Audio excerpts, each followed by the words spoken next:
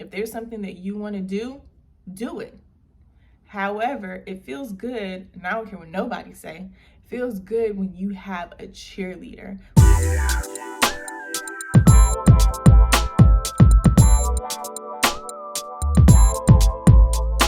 Welcome back to Just Call Me Tasha, where we talk about mental health, self-care, and journaling.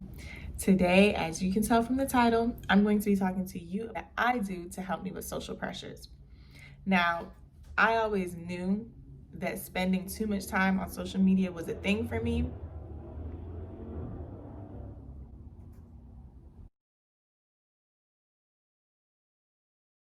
I always knew that spending too much time on Instagram was one of my biggest struggles.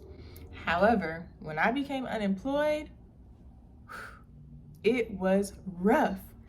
In the beginning, though, just in the beginning, I feel like mentally I'm in a better headspace.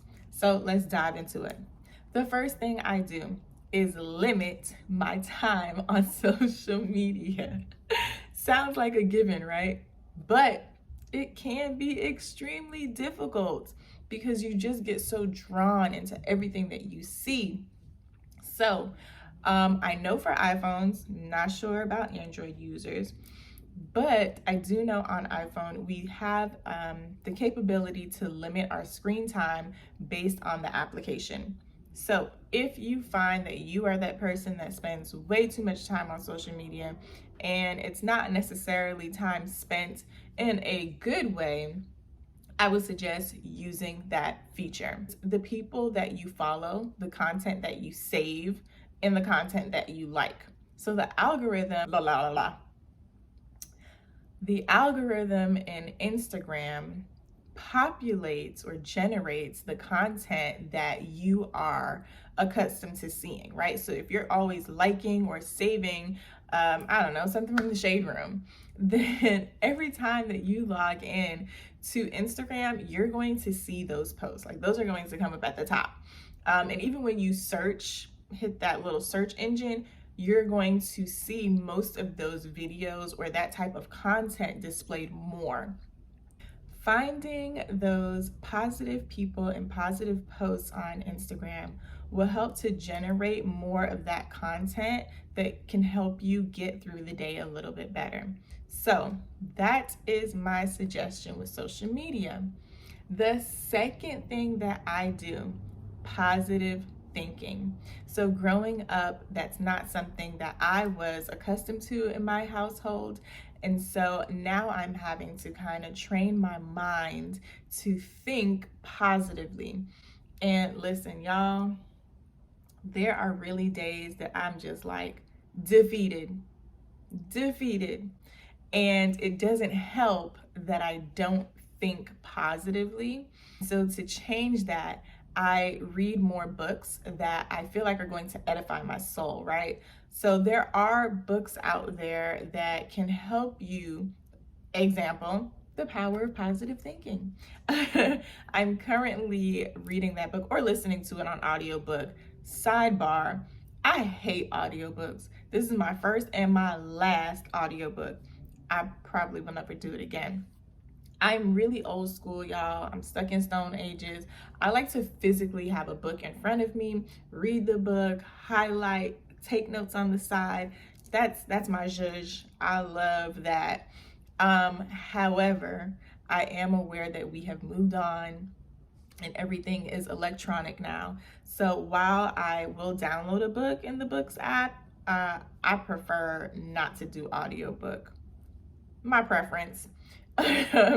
Anyways, reading books that are going to help you change your mindset, right? Because this is where it all starts. Like, our mind is such a powerful thing. And if we do not have control over the things that we dwell on, then it could really like mess us up for the entire day, the entire month, the whole year, okay? Because I have been seeing these posts about 2020 being a rough year. But if you shift your mindset, you can actually see some of the positive things that came out of 2020. Also, quotes, reading or listening to a quote or affirmation, words of affirmation. I love quotes. I make sure that in the morning when my alarm goes off, there's a quote that pops up on my screen. I may not memorize every single quote, but having something positive as soon as you wake up, it really helps you. Which brings me to how you start your day. That is a third thing. It's a huge key on my list of things to do daily, is start my morning in a positive headspace. So again, when my alarm goes off in the morning, I'm reading a quote. I get up, I put my AirPods in, put a shower cap over my head and my AirPods. I do not suggest that you do that, okay? Do not do it.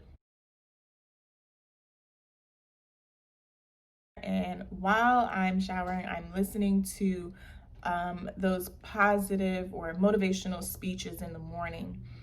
They're free. Why not? You know, the more you listen to it, then you'll be able to figure out which motivational speaker you actually enjoy hearing the most. And so you can kind of set your playlist up in a way that you hear them more often.